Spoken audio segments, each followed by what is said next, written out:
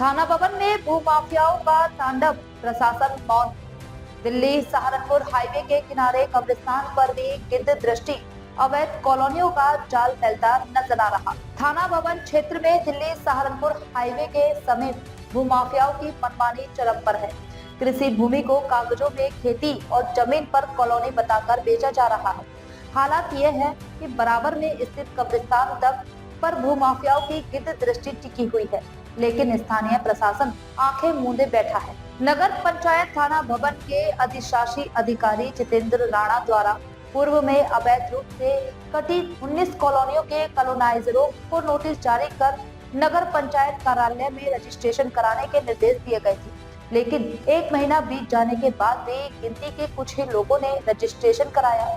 बाकी खुलेआम शासनादेशों की धज्जियां उड़ाते हुए कॉलोनियां काटने में जुटे हैं। राजनीतिक संरक्षण कानून से बेखौफ भूमाफिया, सूत्रों के माने तो राजनीतिक पहुंच और पैसे के बल पर यह भूमाफिया न सिर्फ शासन के आदेशों को नजरअंदाज कर रहे हैं, बल्कि प्रशासनिक कार्यवाही को भी ठेंगा दिखा रहे हैं। नतीजा यह है कि सरकारी राजस्व को करोड़ों रुपए का नुकसान हो रहा है। बिना लेआउट, बिना नक्शा पास कराए और अन्य विभागीय स्वीकृति के खुलेआम प्लॉटिंग की जा रही है।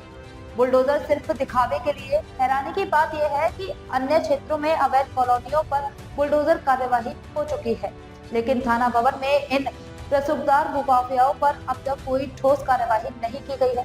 सवाल उठता है कि क्या कानून सिर्फ कमजोरों के लिए है या फिर भूमाफिया कानून से ऊपर हो चुके हैं। इतिहास से सबक नहीं, यह कोई पहला मामला नहीं है। पूर्व में भी इन्हीं भूमाफियाओं ने बंजर भूमि पर अवैध कॉलोनियां काटी थी, जिन पर शिकायत के बाद प्रशासन ने बुलडोजर चलवाकर चिन्हांकन किया था, लेकिन कार्यवाही के बाद भी ना डर ना सुधार, फिर भी वही खेल, फिर वही जमीनें, फिर वही अवैध कॉलोनियां। बड़ा सवाल, क्या नगर पंचायत सिर्फ नोटिस जारी कर अपनी जिम्मेदारी से मुक्त हो जाएगी? कब होगी सीलिंग, एफआईआर और बुलडोजर की कार्यवाही? कब रुकेगा कब्रिस्तान और सरकारी भूमि पर कब्जे का खेल? अगर समय रहते सख्त कदम नहीं उठाए गए तो थाना भवन अवैध कॉलोनियों की राजधानी बनते देर नहीं लगेगी, और तब जिम्मेदार कौन होगा?